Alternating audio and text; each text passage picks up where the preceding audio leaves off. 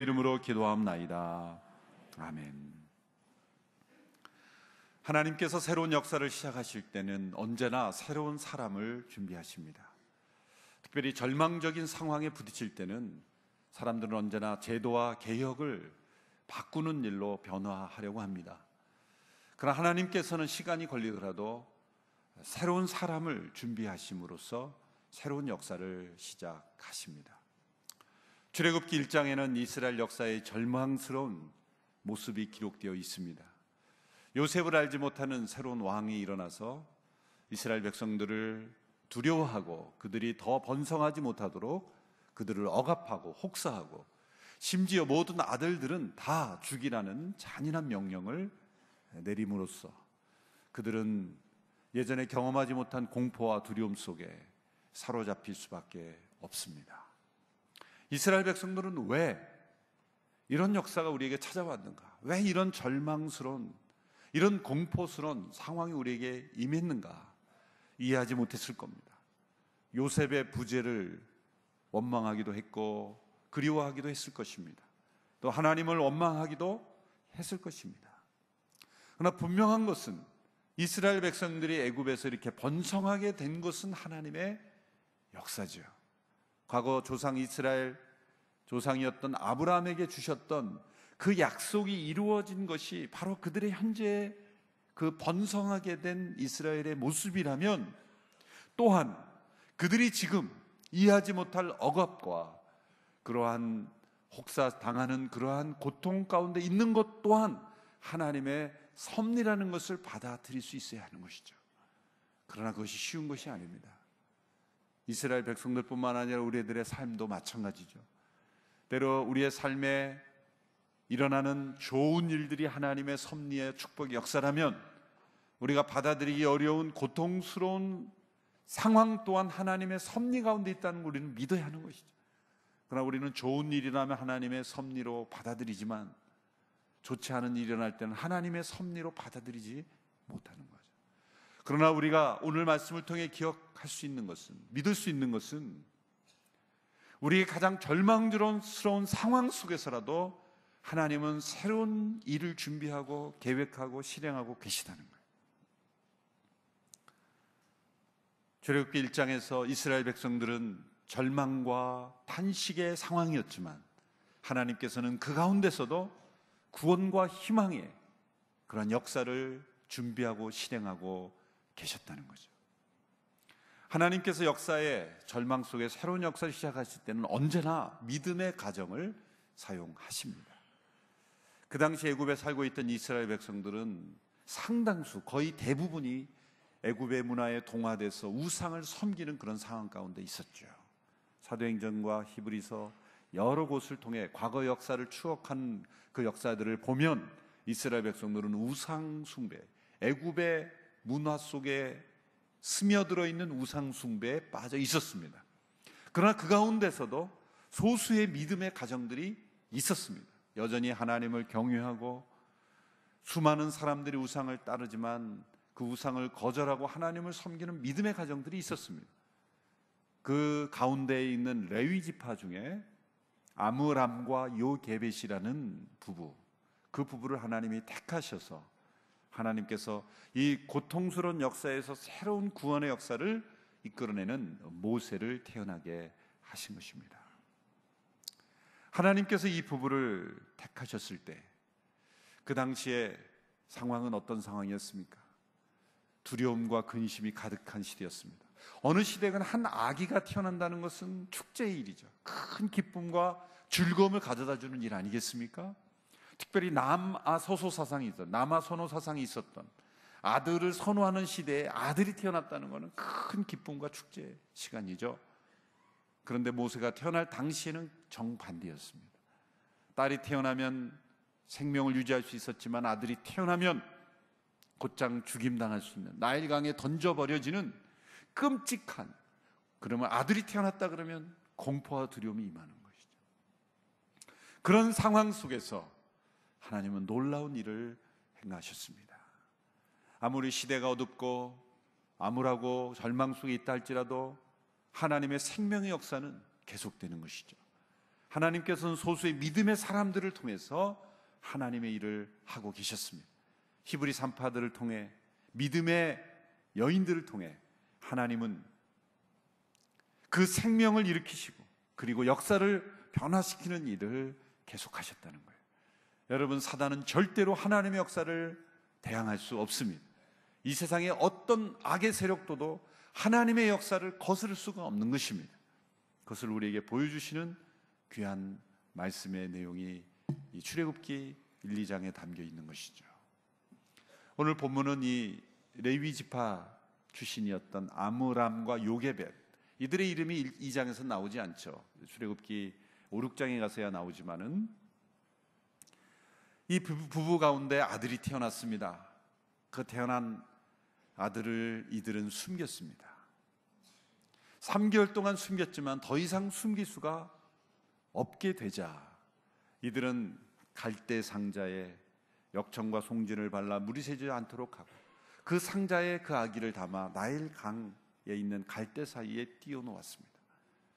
마침 그곳에 온 바로의 딸이 그 아이를 보고 자신의 아들로 받아들이려고 결정하고 히브리 유모를 데려다가 그 아이를 키우게 했다라는 그런 내용. 그래서 그 아이가 구원받게 되었다라는 내용입니다.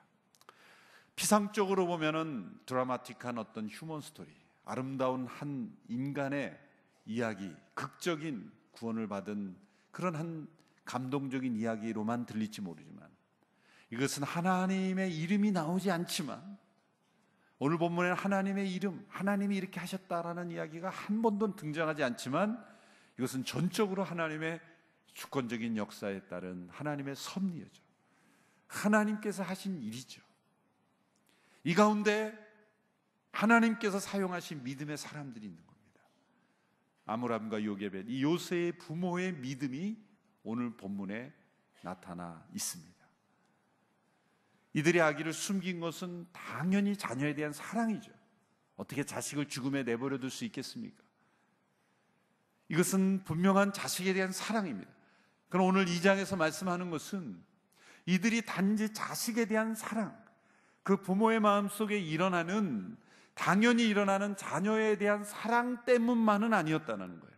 그거는 물론이거니와 그 자식에 대한 부모의 사랑을 넘어서는 하나님께 대한 믿음, 살아계신 하나님께 대한 믿음의 행동이었다라는 걸 우리에게 보여주고 있습니다. 우리 믿음의 가정에서는 단지 자연적 본능에서 일어나는, 부모의 마음에서 일어나는 자녀 사랑에서만 자녀를 대할 것이 아니라 하나님께 대한 믿음으로 자녀를 대하는 믿음의 행동 또한 있을 때 하나님은 그 가정을 사용하시고 그 자녀를 사용하신다라는 것을 우리에게 가르쳐 주십니다. 어떤 면에서 이들의 행동이 믿음의 행동이었을까라는 것이죠. 첫째로 이 모세의 부모는 그 당시 최고의 권력자였던 바로의 왕의 명을 거역하는, 불의에 저항하는 용기 있는 믿음의 모습을 보였다는 거예요. 믿음은 언제나 하나님의 뜻에 대치되는 그러한 불의에 저항하는 용기를 보여줍니다. 오늘 이들이 낳은 이 아기를 3개월 동안 숨겼다라는 이 본문의 내용은 숨기는 것 자체가 왕의 명령을 거역하는 거예요. 어떻게 이들에게 이러한 용기가 생겼을까요? 그것은 믿음이죠. 진정한 믿음의 사람은 용기 있는 행동을 합니다. 히브리서 11장 23절에 보면 이들의 행동을 믿음으로 해석하면서 이 모세의 부모를 믿음의 전당, 믿음의 영웅들의 리스트에 올려놓습니다. 함께 그 말씀을 읽어볼까요? 히브리서 11장 23절의 말씀입니다. 시작. 믿음으로 모세의 부모는 모세가 출생했을 때 그 아이를 3달 동안 숨겼습니다. 이는 그 아기가 남다른 것을 보고 왕의 명령을 무서워하지 않았기 때문입니다. 이 히브리서 11장 23절의 말씀은 모세의 부모가 모세를 숨긴 것을 2가지 이유를 들어서 믿음의 행동이라고 해석합니다. 첫 번째는 그 아이가 남다른 것을 보고 그랬죠. 오늘 본문 2장 2절에 보면 그 아이를 숨긴 이유를 이렇게 설명합니다. 여자가 임신의 아들을 낳았는데 그 아이가 너무나 잘생겨 그랬거든요. 너무나 잘생겨. 개역개정에서 보면 잘생긴 것을 보고 이렇게 외모 중심으로 우리말 번역이나 개역개정은 다 해석을 했습니다마는 히브리서에서는 남다른 것을 보고 그렇게 해석을 했죠. 그러나 히브리어 원문에 보면은 이 해석된 단어가 뭐냐면, 사용된 단어가 창세기 1장에서 하나님이 천지를 창조하실 때 매일매일마다 이런 멘트를 붙입니다. 하나님 보시기에 좋았더라. 하나님께서 보시기에 좋았더라. 보시기에 좋았더라. 이 좋았다는 히브리어 토브라는 단어인데, 보시기에 좋았더라. 하나님 보시기에 좋았더라. 동일한 단어를 썼어요. 그러니까 이것은 뭐냐면, 물론 외모는 물론이거니와, 외모는 예쁘겠죠. 안 예쁜 아기가 어디 있습니까, 세상에. 예쁜 아기는 다 예뻐요. 저희 아이들 태어났을 때, 요즘은 어떤지 모르겠지만은 산부인과에서 유리막으로 돼서 이렇게 못 들어가게 하고 바깥에서 보여주잖아요. 그래서 이렇게 이름표를 대면 그 아이를 이렇게 데려와서 보여주더라고요. 그래서 저희 아이 보려고 이렇게 서 있는데 어떤 아이가 이렇게 나오는 거예요. 제가 보기에는 그렇게 잘생기지 않았어요. 제가 보니까. 근데도 막 박수를 치면서 아이고 잘생겼네. 옆에 그 아주머니 할머니들이 아이고 씩씩하게 생겼네. 제가 보기엔 어떤 아이가 얼굴이 좀 까맣고 좀 까매요. 근데도 씩씩하게 남자답게 생겼네. 어떤 아이가 눈을 감고 있으니까 차분하게 생겼네. 눈을 부릅뜨고 있으니까 똑똑하게 생겼네. 그 아이를 보고 지적하고는 흉보는 사람이 아무도 없어요. 새로 태어난 그 아이가 주는 그 감격 때문에 모든 사람들이 다 축복하고 칭찬하고, 그게 한 생명이 주는 신비함이죠. 한 아이가 태어났을 때 잘생기고 남다르고 예쁘고, 그런 외모를 지금, 그거는 물론이거니와, 이 부모가 봤던 건 뭐냐면 하나님 보시기에 좋았다. 이건 뭐냐면 이들의 믿음 속에서 자신들을 통해 태어난 아기가 이건 하나님 보시기에 특별한 계획이 있는 아이다. 그런 계시나 암시를 받았다는 거예요. 그냥 예쁜 아기, 우리 아기, 잘난 아기, 잘생긴 아기, 최고로 잘생긴 아기, 그런 의미가 아니라 하나님 보시기에 좋았다. 이것은 하나님의 질서, 하나님의 계획에 합당한 창조라는 의미처럼 하나님의 계획 속에 이 아이에게는 하나님의 특별한 계획과 그런 기대가 있는 아이다. 그걸 보았다는 거예요. 무엇이 그걸 보게 했습니까? 믿음이 그걸 보게 한 거예요. 사도행전 7장에서 스데반 집사님의 설교에도 이 모세의 출생을 이렇게 설명하고 있습니다. 7장 20절, 사도행전 7장 20절의 말씀 우리 같이 한번 읽어볼까요? 시작. 이때 모세가 태어났는데 그는 하나님 보시기에 남달리 아름다웠습니다. 모세의 부모가 3달 동안 그를 집에 숨기면서 기르다가 이랬죠. 여기 말씀에 하나님 보시기에 남달리 아름다웠다, 이렇게 해서 창세기 1장의 의미를 스데반 집사님은 더 정확하게 해석한 거예요. 하나님 보시기에 이 아이는 특별한 계획 속에 있다는 걸 보았다는 거예요. 두 번째, 이들이 아들을 숨긴 것이 왜 믿음의 행동인가? 그들이 왕의 명령, 바로 왕의 명령을 무서워하지 않았다는 거예요. 그 당시에 아들들을 다 죽이라는 것은 명백하게 하나님을 거스리는 악한 것이었죠. 오늘 이 시대에 무고하게 백성들을 죽이라는 그러한 독재자의 어떤 명령에 의해서 법이 집행된다면 그걸 과감하게, 그건 용기 있게 거부해야죠. 때로는 통치자의 지침과 어떤 명령이 하나님의 뜻의 생명의 원리의 정면으로 위배된다면 교회는 그걸 대항해야 되는 거예요. 모세의 부모가 그랬다는 거예요. 왕의 명령을 무서워하지 않았다, 두려워하지 않았다. 왜? 하나님의 뜻을 정면으로 거스르는 악한 권력자의 명령이기 때문이에요. 어떻게 이렇게 두려워하지 않을 수 있었을까요? 진정 두려워할 분을 두려워했기 때문이에요. 진정 두려워할 분은 하나님이시라는 것을 믿었기 때문에 하나님을 두려워하는 사람들은 사람을 두려워하지 않습니다. 세상의 어떤 권세도 두려워하지 않습니다. 왕의 명령을 무서워하지 않았다. 믿음이란 진정 두려워해야 될 분을 두려워하는 것입니다. 두려워해야 될 분을 거스리는 존재라면 그 어떤 것도 두려워하지 않을 수 있는 것, 이것이 믿음입니다. 이들은 이런 용기에서 이런 행동을 했다라는 거예요. 두 번째로 이들의 믿음은 어디서 발견됩니까? 모세의 부모는 하나님의 보호하심의 아들을 맡겼습니다. 믿음은 하나님의 돌보심을 신뢰하는 것입니다. 모세의 부모는 바로 왕의 명령을 무서워하지 않았을 뿐만 아니라 하나님께서 이 아기를 특별한 방법으로 보호하실 것을 믿었어요. 그래서 이들은 갈대 상자에 이 아이를 담아 나일 강둑에 띄운 겁니다. 여러분, 아이를 보관할 장소로서 물 위가 합당한 장소라고 생각합니까? 가장 위험한 장소 아닐까요? 가능한 한 강에서부터 멀리 떨어져서 있게 하는 게, 그렇게 하는 게 믿음의 행동, 보호하는 행동이 아닐까요? 겉으로 보면은 전혀 보호하는 행동이 아니에요. 그렇다 그래서 이들이 흘러가는 강물에다 이렇게 던진 게 아니죠. 아마 갈대 사이에 물이 멈춰서 있는 강둑 사이에 있는, 어쩌면 사람이 들어갈 수 있는 그 정도의 거리에, 강둑 사이에, 그 갈대 사이에 있는 물에 고정되어 있도록 흘러가지 않는 그런 곳에, 그러나 부모의 손을 떠난 강물에 그 아이를 띄웠다. 이것은 하나님께서 이 아이를 보호해 주시기를 원하는 그런 믿음의 행동이었습니다. 어찌할 수 있는 방법이 없죠. 사람이 거하는 곳에는 탄로날 수 있기 때문에, 드러날 수 있기 때문에 인적이 드문 곳에 갈대 사이에 강물에 띄울 수밖에 없었던 것입니다. 그러나 그 아이가 강물에 빠지도록 방치한 것은 아닙니다. 그 갈대 상자에 역청과 송지를 발라서 물이 스며들지 않도록 그 아이를 보호한 거예요.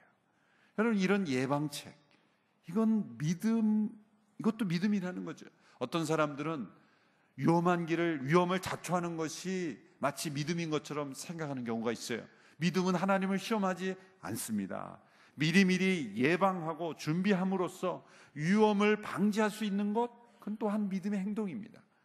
이 모세의 부모는 아주 섬세하게 모든 위험은 예방하도록 그렇게 했죠. 그러나 강물 위에 띄우는 믿음의 행동을 한 것입니다.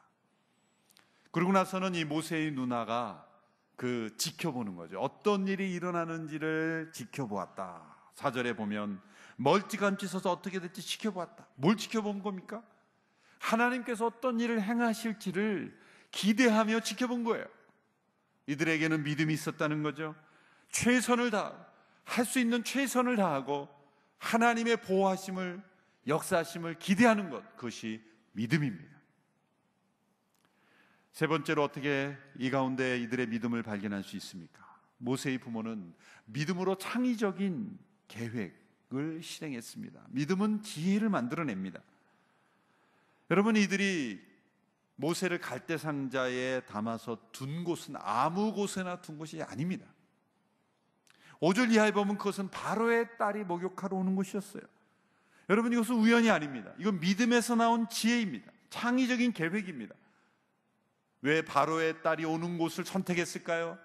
어쩌면 그 당시의 애굽에서는 바로의 딸의 성품에 관한 그런 소문이 많이 났을 거예요. 어느 시대건 통치자의 가족, 통치자의 성품, 통치자의 어떤 어떤 행동에 대해서는 백성들이 이렇게 많이 회자되는 일 아니겠습니까? 아마 온누리교회 성도님들이 모이면 하여튼 두세 번 모이면 제 얘기는 한 번은 할걸요. 어떤 리더십에 관한 관심이 참 많죠. 바로의 딸이 어떤 성품이라는 것이 백성들에게 만일 회자됐다면, 그런데 그 바로의 딸은 아버지와 다른 딸이다. 아버지는 아주 흉악하고 잔인하고 아주 못된 성품이지만 사람들에게 놀라움을 준 것은 어떻게 그 딸은 아버지와 그렇게 다를 수 있을까? 이런 어떤 소문이 났다면, 어쩌면 그들에게는 그 바로의 딸을 통해서 하나님께서 보호하실 수 있다는 그런 생각이 틀림없이 들었을 수도 있다는 거예요. 여기 보면 그때 마침 바로의 딸이 한 번도 오지 않은 곳에 왔다, 그렇게 보기는 어려워요. 그들이 그 갈대상자에 모세를 담아 둔 곳은 치밀하게 계획된 바로의 딸이 방문하는 지역에 그 시간에 맞추어, 바로의 딸이 언제 올지도 모르는데 갈대상자에 담아놓고 3일 나흘 그 아기가 죽도록 그렇게 했겠습니까? 적어도 그 시간과 장소에 대한 깊은 생각과 어떤 지혜를 발휘해서 바로의 딸을 통해 하나님이 아들을 살릴 수 있지 않을까? 왜? 바로의 딸은 아버지와 다른 사랑과 긍휼이 많은 그러한 딸이라는 정보를 사람들 가운데 있었다면, 거기에서 그들은 믿음으로 지혜를 발휘할 수가 있었다는 거죠. 또 어떤 계획을 세웠습니까? 바로의 딸이 발견된다면 그 다음에 그 모세의 누나가 달려가서 말하죠. 제가 히브리 유모를 데려다가 이 아이 젖을 먹일까요? 그것도 그냥 순간적으로 즉흥적으로 나온 말이라고 보기 어려워요. 바로의 딸이 만일 그 아이를 발견하고 긍정적인 반응을 보인다면 그 누나가 달려가서 히브리 유모를 소개하는 어떤 그들의 계획과 창의적인 지혜가 담겨 있는 것으로 우리는 해석할 수 있습니다. 이것은 계획이고 지혜인 것이죠. 그들이 할 수 있는 믿음의 최선을 다한 거예요. 그들은 왕의 명령을 두려워하지 않았고, 그리고 믿음으로 나일 강둑에 띄우고 거기에 그들이 할 수 있는 최선의 어떠한 방안을 계획하고 하나님께서 바로의 딸의 마음을 움직여주시도록 그들은 열심히 기도했을지 모릅니다. 하나님께서 그들의 믿음을 보시고 그들의 계획을 축복하셔서 바로의 딸의 마음에 긍휼한 마음이 일어났어요. 9절의 말씀을 보십시오. 놀라운 일이 일어납니다. 9절 말씀 시작. 바로의 딸은 이 아이를 데려다가 나를 대신해 젖을 먹여라, 내가 대가를 주겠다라고 했습니다. 그리하여 그 여인은 아기를 데려다가 젖을 먹여 키웠습니다. 하나님께서 그 계획을 축복하시고 응답하셨다는 거죠. 놀라운 일이 여기서, 저는 이 9절을 보면서 웃었어요. 왜 웃었냐면, 이 모세의 어머니 요게벳은요, 모든 어머니들이 당연히 해야 되는 자기 아들에게 젖을 먹이면서 월급을 받았어요. 월급을 받았어요. 아들 젖 먹이면서 월급 받은 분 계세요? 그 젖 먹인 대가로? 남편이 벌어다 주는 거 빼고 자기 아들을 젖을 먹이면서 대가로 월급을 받은 거예요. 애굽으로부터. 하나님이 얼마나 유머러스 하신 분이에요. 얼마나 하나님이 재밌으신 분이에요. 바로의 딸이 내가 너에게 월급 줄 테니까 이 아이를 키워라. 여기서 우리가 주목할 것은 이들의 믿음의 행동을 통해 하나님께서 아이러니를 만들어내셨다는 거예요. 역사의 아이러니라는 게 뭘까요? 예기치 않은 일들을 통해서 역전 현상이 일어날 때 일어나는 거 아니겠습니까? 그건 뭡니까? 자, 바로는 지금 이스라엘 민족의 번성을 막기 위해서 아들을 다 죽이라는 엄청난 잔인한 계획을 세웠지만, 그 계획으로 인해서 도리어 이스라엘을 구원할 구원자가 준비되었다는 거예요. 아이러니죠. 바로는 자신이 지혜로운 계획이라고 세웠지만 그 지혜는 굉장히 어리석은 계획으로 판명이 됐다는 거예요. 사단의 계획은 실패한 거예요. 얼마나 아이러니컬합니까? 바로가 그 무서운 명령을 내렸는데, 그 명령을 모두가 벌벌 떠는데, 그 명령을 전혀 무서워하지 않는 바로의 딸, 자신의 딸이 그 명령을 깨트리고 히브리 아이를 아버지가 주는 용돈으로 키운 거예요. 아버지가 딸에게 주는 돈으로 그 딸은 바로를 이기는 이스라엘의 구원자를 키우게 하셨다. 우리 하나님이 얼마나 위대하신 역전의 하나님이십니까? 하나님은 이 아이러니 연출가의 대가세요. 구약에 보면 그런 아이러니가 많이 나오죠. 그 아이러니는 언제 나타납니까? 악인이 자신의 꾀에 넘어가는 거예요. 에스더서에도 보면은 하만이라는 그런 관리가 유대인들을 다 진멸하려고 계획을 세웠을 때 모르드게를 달하려고 하는 그 형틀에 자기가 달리잖아요. 자기 악한 꾀로 인해서 자기가 멸망하죠. 잠언 5장 22절의 말씀을 우리 같이 읽어볼까요? 잠언 5장 22절 시작. 악인은 자기 죄악에 걸리고 그 죄의 올무에 걸려든다.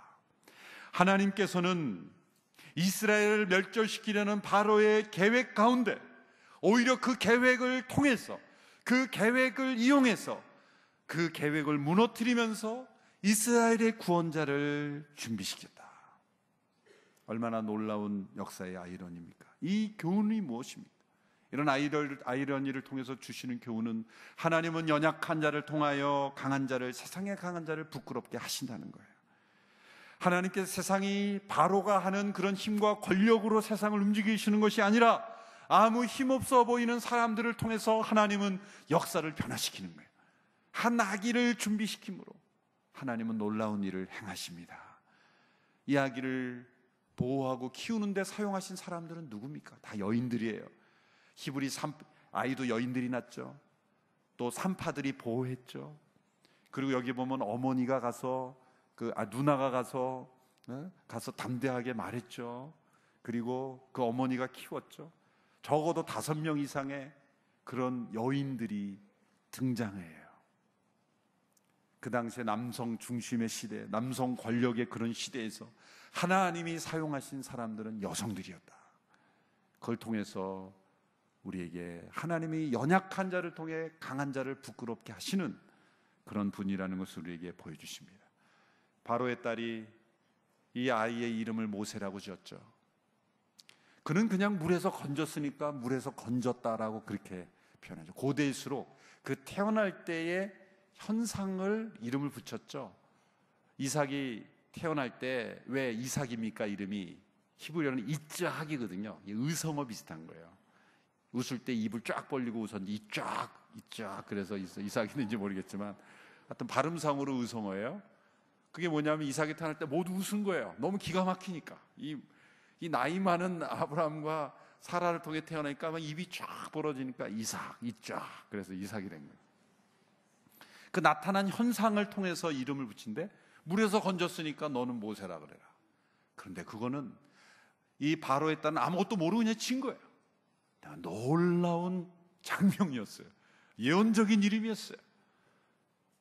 모세, 그의 사역, 하나님께서 그를 통한 계획은 뭡니까?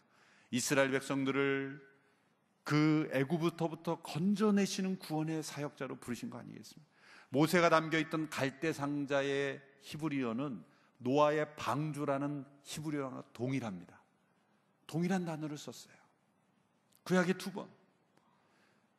그거는 뭡니까? 모세를 구원했던 갈대 상자는 노아의 가족을 구원했던 방주의 역할이라는 거예요. 그건 뭡니까? 방주는 무엇을 예표합니까? 장차 오실 예수 그리스도. 그리고 모세가를 구원했던 갈대 상자도 장차 모든 사람을 죄 가운데 구원하실 예수 그리스도를 미리 예표하는 거예요.